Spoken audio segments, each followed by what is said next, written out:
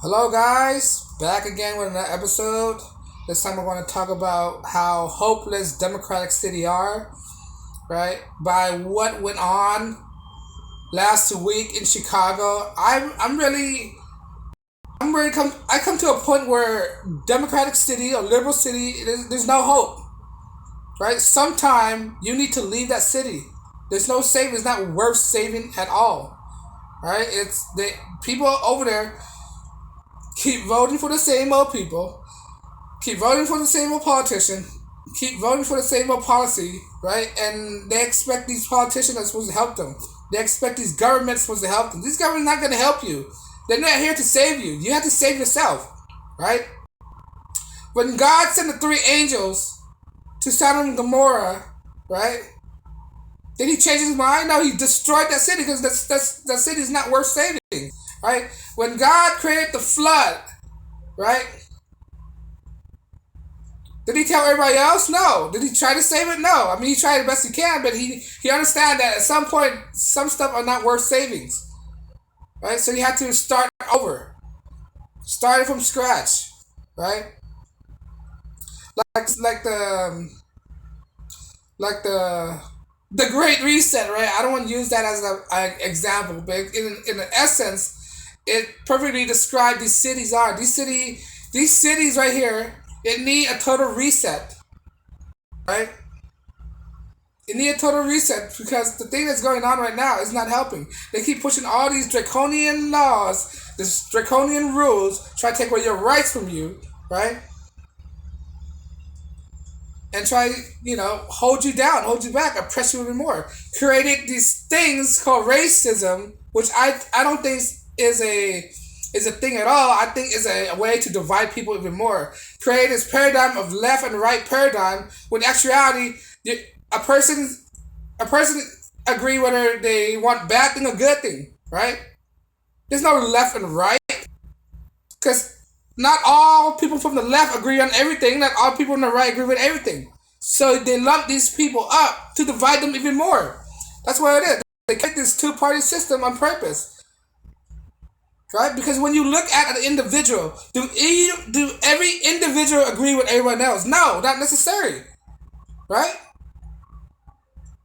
Not all people from the right agree with each other. Not all people from the left agree with each other. But for some reason, they group them together to divide people even more. So all this nonsense about racism, I don't think it's a real thing. I don't believe it. Right? It's not racism. It's good and bad. That's what it is. Are you for good behavior or bad behavior? Right? Because this past weekend, when there was a riot in Compton and there was a riot in Chicago. One was black, one was predominantly Hispanic, right? But I'm sure within those group of people, there are mixed races as well. There's people here from other backgrounds as well. So the people were exhibiting bad behaviors, right? There were black people that wasn't rioting as well. There was black people that was rioting. It's just not all black people are bad, right? You just can't categorize like that. Not all Hispanic people are bad. You can't categorize like that. There's bad and good and bad. The thing is, you got to distinguish good from evil. People like to use this racism to group everybody in together. Saying all black people is this, that, and that. All Asian people this and that. All white people this, that, and that. It doesn't work like that. These things are set up to divide people, to destroy people, for people from uniting with each other. A house divided cannot stand. But what's happening in this democratic city is that they're using people emotions to get votes. That's what it is. Sure, we all love nice things, but when people vote, they have to be realistic.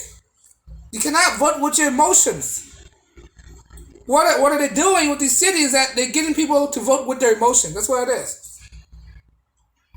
And you cannot be emotionally weak, right?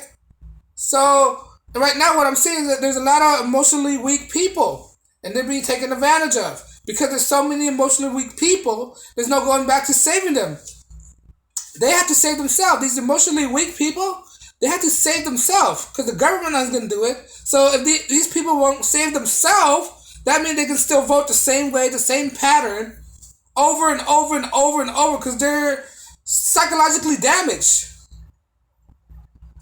This is why I come to the conclusion that these cities, because it's overly emotional people, emotionally voters, right? Emotionally weak voters. There's no saving them. You have to move out of there. At some point, you have to come to the realization that it's not cause. There's no hope.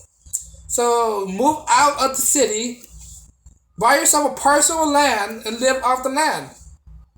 Get out of their system. Their system is not benefiting you. Right? You could exploit their system to enrich you, right? But you don't have to be in their system. You can use their system, like businesses, to make you rich, to make you wealthy. But you don't have to live by their system.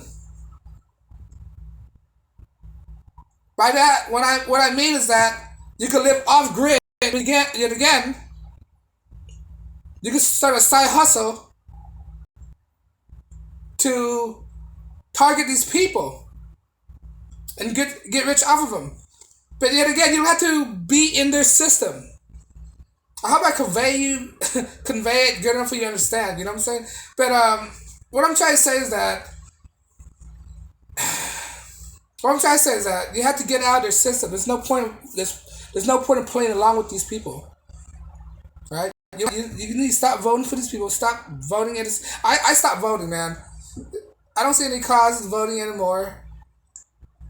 There's no hope. It's all. You already saw with the last election how thing was all, screwed over. These cities, these democratic cities, are not worth living in. They're gonna pretty soon they're gonna put you in 15-minute cities, put yourself in like pods, tell you when to sleep, to eat, when to go shopping, give you a curfew.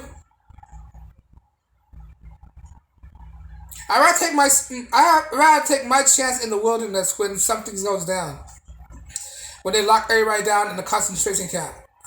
Right? I'd rather take my chances in the wilderness.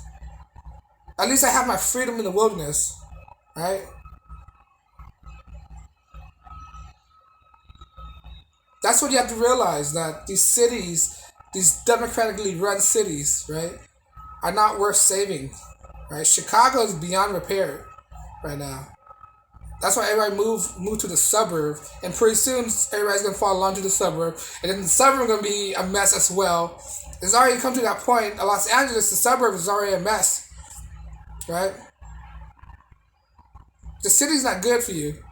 Thomas Jefferson already said this, right? He's not in favor of cities, of putting people in a large city, because when you're in a city, you're dependent on the government so much. When you're in a rural area, you're dependent on yourself. You have ultimate, right? You don't depend on nobody but yourself, and that's that's how people should view life as being self-sufficient and be independent from the government. But that's my opinion. If you agree, good. If you don't agree, that's fine too. But I hope you know what I'm trying to say. I hope I conveyed well enough for you to comprehend well. But in my views, that these democratic cities is not worth saving, and that's it, pure and simple.